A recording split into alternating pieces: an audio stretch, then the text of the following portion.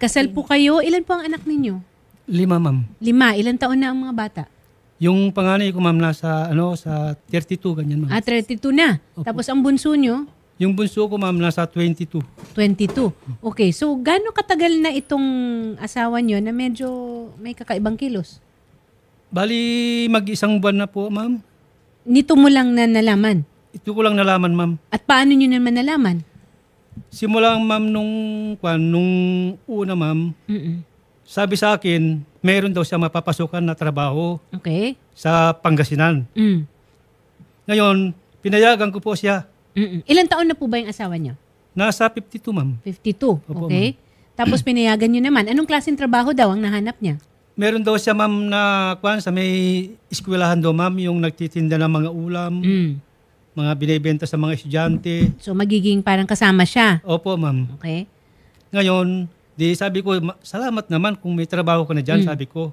Pero hindi ko alam, sa bandang huli, wala naman pala, ma'am. Hindi pala totoo yun na may Hindi trabaho. totoong may trabaho. Yung Yes, pala ma'am. ay sumama siya sa ibang Sa ibang lalaki? lalaki, ma'am. Okay. Pumunta kami ng barangay, ma'am, eh. Oh. Doon kami nag-usap-usap, ma'am, sa barangay. Nagkausap na kayo sa barangay? Opo, Kailan pero- ito? May 1 linggo nang nakalipas? 2 linggo? Mga 2 linggo, ma'am. Ano naman na napagkasunduan ninyo? Ang sabi ko sa, ma'am, doon sa lalaki, ma'am, na kabit niya, sabi ko, i-ano ko muna yung asawa ko sa'yo.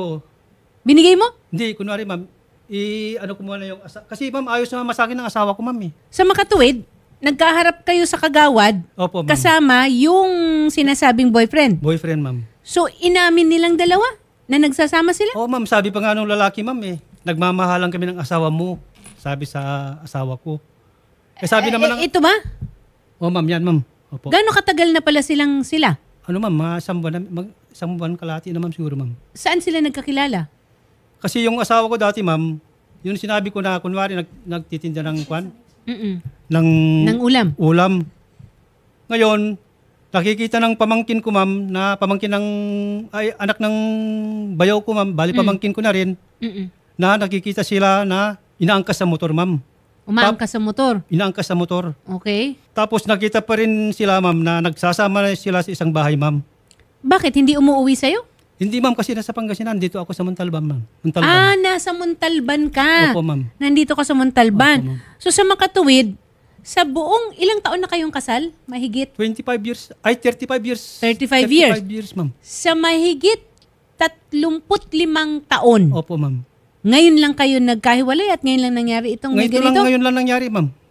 Ito lang. Meron bang nirereklamo si Mrs.? Wala Meron naman, bang may pagkukulang ka ba daw? Baka naman merong nanakit ka ba? Hindi, May ma'am. Hindi ganyan ako ba? nananakit, ma'am. Walang ganyan. Kahit Walang ganyan talaga. Hindi ako nang inom, sir, ma'am. Hindi ako nananagrilyo. Wala akong bisyo, ma'am. Nung kinonfronta mo ngayon si Eliza, inamin niya. Inamin rin nung boyfriend. Nung una, ma'am, nung sinasabi sa akin ng mga anak ng bayo ko, ma'am, mga pamangkin ko na rin, na nakikita nila yung tita nila na may kasamang lalaki. Taga Pangasinan ba kayo? Taga Pangasinan ba si Eliza? Oo, ma'am, taga Pangasinan. Doon, Pati ikaw? Isabela ako, ma'am. Tumira ba kayo sa Pangasinan nung bago? Ay, hindi, ma'am. Hindi. Wala, ma'am. Itong si lalaki, taga saan ito? Taga mismo Pangasinan yan, ma'am. Pangasinan. Kausapin na lang natin. Si Samuel Iko. Kasi siya yung nasa linya ngayon eh. Samuel, magandang hapon sa'yo. Magandang hapon din, pa. Samuel, ikaw daw ay humarap sa kagawad kasama si Eliza na asawa ni Dante. At nandito ngayon, live tayo sa Wanted sa Radyo. Tama ba ito? Hindi ko alam yan, madam. Ah? Hindi ko Sinungaling, alam. ma'am. Sinungaling ka, pre. Matagal na kayo nagsama ng asawa ko. 1 buwan na. May git. Tapos sabi mo, hindi mo kilala. Marami nakakilala dyan na kamag-anak ng misis ko. Sila nagsasabi sa amin na matagal na kayo magsama. Huwag kang pagkilayan. Alam nila yan. Kung gusto mo, tawagin ko pa yung mga kamag-anak ng asawa ko doon. Sila mismo magpatunay sa'yo na matagal na kayo nagsama. Ay, hindi ko alam po, sir, yan. Oh, wag ka na magsinungaling, pre. Wag ka na magsinungaling. Ano?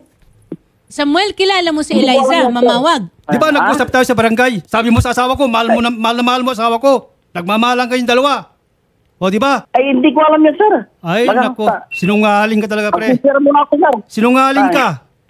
Ikaw ang tao na sinungaling sa lahat. Sandali lang, Samuel. Hindi ako sinungaling, sir. Samuel, Sinungaling Samuel, kilala mo ba si Eliza Mamawag? Lisa, Mamawag. Oo.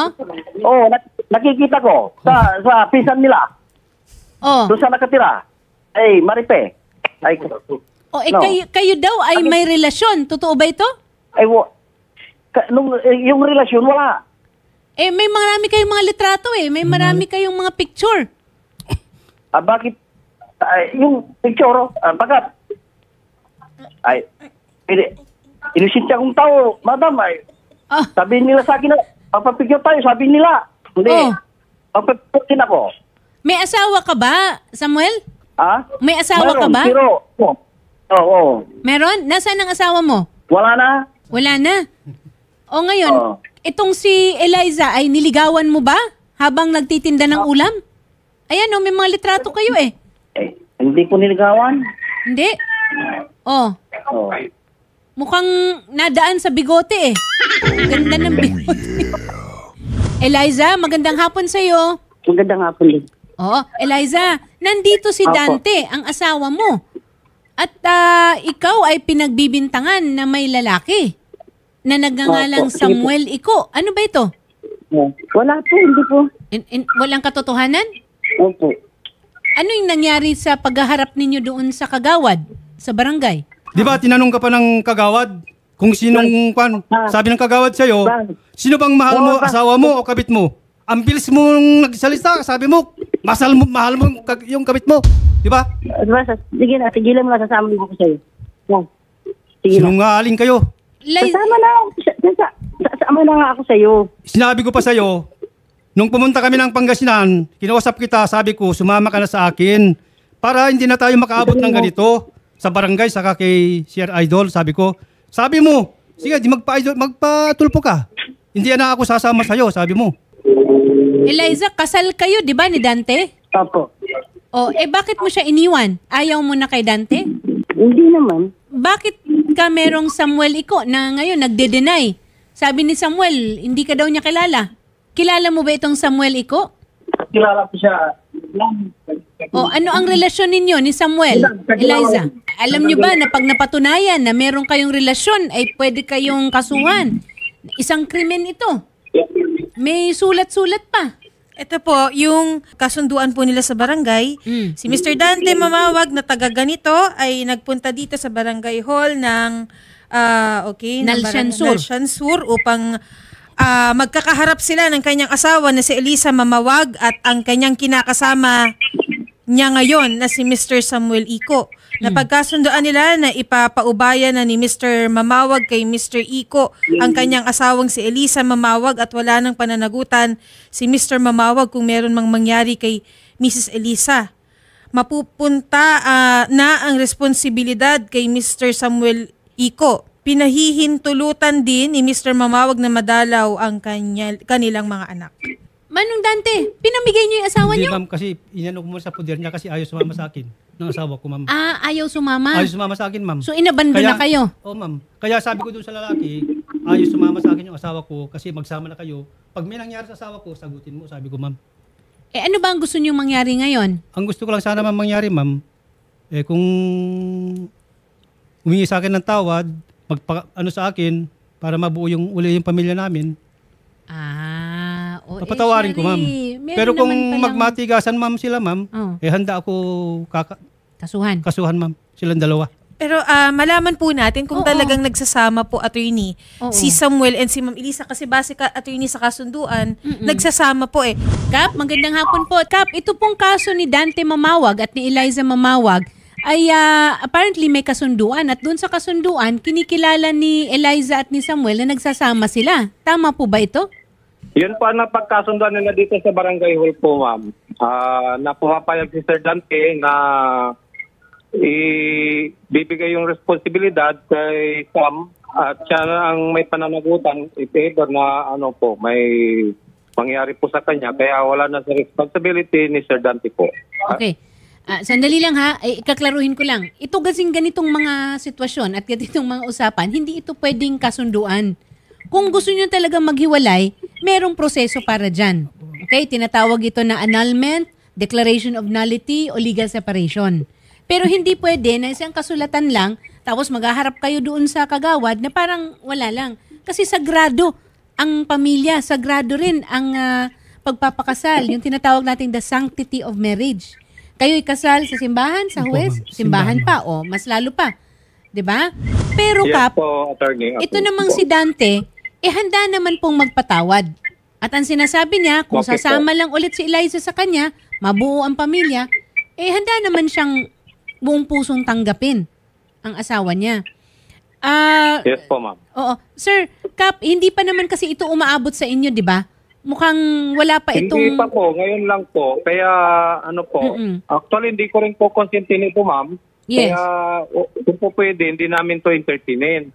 Yes. Ang message po dyan, yan ay word ni Mr. Dante Oo. na magkaroon sila ng pagkakaunawaan. Kaya may nagawang kasulatan po. Oo. So, pinapaliwanag ko ngayon kay Dante. Dante, walang bisa itong ganitong klaseng kasulatan, kung tutuusin. At saka, hindi ito makakabuti doon sa gusto mong aksyon na pagkuha ng asawa mo.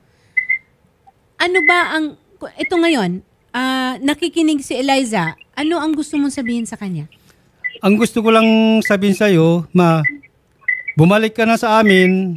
Yung nangyari sa inyo, parang baliwalain ko na lang yon. Basta babalik ka sa amin. Kakalimutan mo na. Kakalimutan ko na yung nangyari sa inyo. Mahal mo ba si Eliza? Mahal na mahal ko asawa ko, ma'am. Ay, yan naman ang sinasabi ko talaga palagi eh. Eliza, narinig mo ba yun?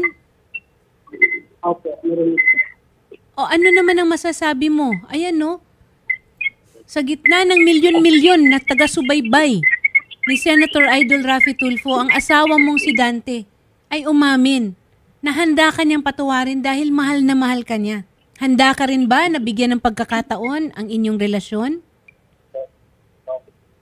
Mukhang nahihirapan sumagot eh. Bigyan natin ng panahon. Gusto nyo ba na ipagharap kayo ulit itong sa sitwasyon na ito kay Kapitan Romeo Fabian na talaga kayo humarap? Kasi gaano katagal na kayong hindi nagkikita? Mahigit 1 buwan na. Oo, ma'am. Mag-isang buwan na, ma'am. 1 buwan. Ngayon lang ba kayo nagkalayo? Oo, ma'am. Ngayon lang. O baka naman, alam mo, kung minsan, pag ang babae nagme-menopause, ganyan, may pinagdaraanan. O ang lalaki rin, may pinagdaraanan. Baka naman po pwede na kayo na po ang mamagitan sa mag-asawa at magkaroon sila ng pag-uusap para maliwanagan po ang bawat panig. Yes po, ma'am. Kausapin mo lang po sila. Si Kapitan po ito. Hindi si makapag-sagot si Ma'am Elisa. Hindi ko rin po alam yung sarili niyang opinion. Pero kung po pwede po, sa kanya talaga manggagaling yung anumang sabi niya para marinig din po natin sana. Yes, kaya, of course. Hindi ko alam. Oo. Ma'am, ano po daw yung Ma'am Elisa? Kasi actually ma'am, ngayon ko lang na-meet si Ma'am Elisa. Hindi ko rin pa alam na may nakatira pala dito sa amin na nandito po sa barangay namin.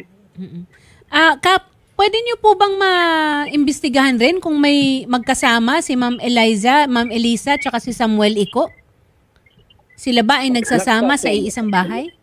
Nagsasama ba raw? Hindi. Hindi raw. Sinungaling. Pero Kapnan, base po dun sa kasunduan, nakalagay po kasi dito na sila po ay magkasama. Nagsasama po sila. Ayun po sa... Hello ma'am. Attorney. Ayun po sa report dito ng ating secretary, nagsabay silang pumunta ng barangay po that time. Okay. Tapos nagme-meet sila daw once in a while. Gusto niyo po makausap si Mr. Sam nandito rin po para... Kaya siya nag-feedback. Kaya nag-feedback. So, nandyan rin si Samuel Iko. Opo. Okay. Kasi kung ganyan na nagsasama sila, adultery na kaagad ito, Shari. Kung tutuusin, hindi na natin kailangan pang mag-usap sa barangay. Kung gusto nyo, diretsyong kaso. Pero, tulad ng sabi talaga ni Senator Idol, ang una talagang pakay ng Wanted sa radyo, hanggat sa kaya na maayos natin ang relasyon, gagawin ng Wanted sa radyo yon. Ang pagtulong sa inyo. Kaya Shari, ako para sa akin, balik natin kay chairman to, magharap-harapan sila.